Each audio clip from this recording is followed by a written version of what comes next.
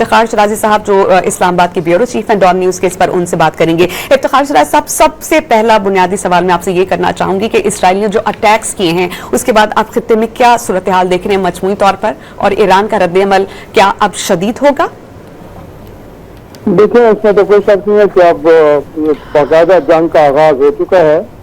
اور اس کے بعد ہم یہی سمجھتے ہیں کہ خطے کی صورتحال بہت بری طرح تبدیل ہوگی۔ اور آپ کو معلوم ہے کہ دنیا کی جو بہت بڑی ٹریڈ ہے سمندر کے راستے جو ہوتی ہے، وہ ہے کہ یہ بڑی اہم گزرگاہ ہے۔ اس گزرگاہ کے قریب یہ ایک طرح سے جنگ چھڑی ہے۔ تو آپ نے دیکھا بھی ہے کہ اس کے بعد پھر آج تیل کی قیمتیں 10% اوپر چلی گئی ہیں، اور اگر یہ جنگ اور طویل ہوتی ہے تو یقینی طور پہ جو سپلائی چین ہے وہ بھی ڈسٹرب ہوگی دنیا کے اندر، اور ساتھ میں جیسے جیسے یہ جنگ آگے بڑھے گی تو اس کا دائرہ کار بھی وسیع ہو سکتا ہے، کیونکہ یقینی طور پہ آپ نے دیکھا کہ اس سے پہلے بھی فلسطین کے معاملے کو لے کے جب دونوں ملکوں کے درمیان جس طرح ایک دو ایپیسوڈ ہوئے اس طرح کے کہ جس میں براہ راست دونوں ملکوں نے جس کو نشانہ بنایا ہے، تو اس وقت بھی لگ رہا تھا کہ اب کہیں ایسا نہ ہو کہ اس تنازع کے اندر بڑی طاقتیں بھی شامل ہو جائیں۔ اور ابھی بھی آپ کو معلوم ہے کہ امریکہ نے واضح طور پہ کہا کہ اگرچہ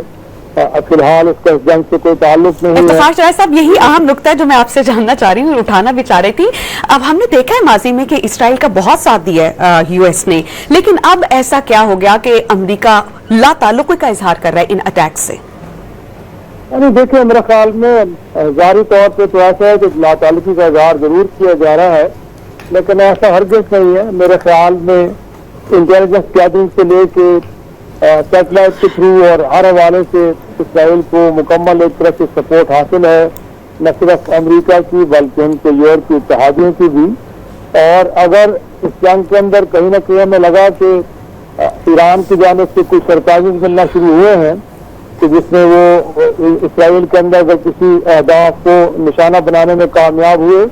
تو پھر دیکھیے گا کہ امریکہ جنگ میں براہ راست جو ہے شامل ہو جائے گا۔ ایسا نہیں ہے کہ وہ آخر تک اس معاملے میں نیوٹرل رہے گا، بالکل بھی ایسا نہیں ہے۔ فی الحال ان کو لگ رہا ہے کہ یہ ون سائیڈڈ ہے، کیونکہ اسرائیل کے پاس state of the art technology ہے وہ، اور ڈیفینس کا نظام بھی ان کے پاس کہیں ایک نہیں بلکہ کئی ان کے پاس ڈیفینس شیلڈز ہیں، جس کے نتیجے میں انہوں نے لاسٹ کی جو ایک ایپیسوڈ ہوا تو اس میں انہوں نے ایرانی ڈرونز کو کامیابی سے مار گرایا تھا اور ان کے میزائل کو بھی ڈسمینٹل کیا تھا فضا میں، اور کچھ ایک آدھ کہیں جا کے ڈیمیج کرنے میں کامیاب ہوئے۔ تو میرا خیال میں جیسے میں نے کہا کہ اگر انہیں لگے گا کہ کہیں ایران کا پلڑا ہلکا سا بھی بھاری ہو رہا ہے یا کہیں ایران اس پوزیشن میں ہے کہ وہ اسرائیل کو ڈیمیج کر سکے، تو پھر یہ عالمی طاقتیں ضرور اس کے اندر انتظام کریں گی۔ امریکہ یقینی طور پہ اس جنگ میں شامل ہوگا،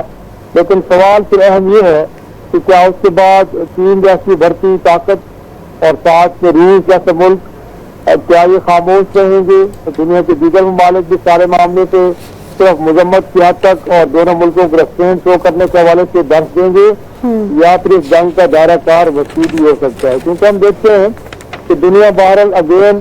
کچھ بلاکس میں تقسیم ہو چکی ہے،